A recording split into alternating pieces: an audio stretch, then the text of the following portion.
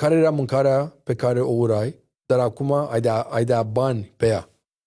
Asta mi se pare tare întrebare. Hai că fie că răspundem, m-am gândit la asta. Hai. Bă, nu-mi plăcea să mănânc acasă.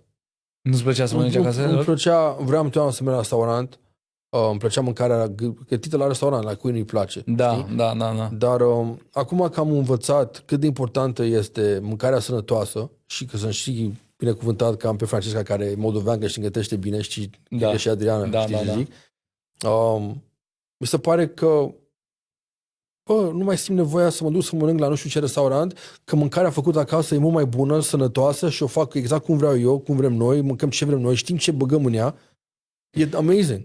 Știi? Uite, eu, sunt și așa e, că nu dau chiar bani așa pe ea, că o face Francesca, dar tot cumperi ingredientele, dar asta e mult mai controlată și mi se pare că e mult mai bună decât la restaurant acum, în contextul ăsta în care noi chiar avem pe cineva care gătește bine, știi? Exact, apreciez mâncarea mult mai mult. Când făceam maica mea mâncare, îmi făceam oftul, ce e asta? Da. Știi, hai să mergem, adică când auzeam că mergeam la restaurant, mai eram cel mai bucuros, știi? Da.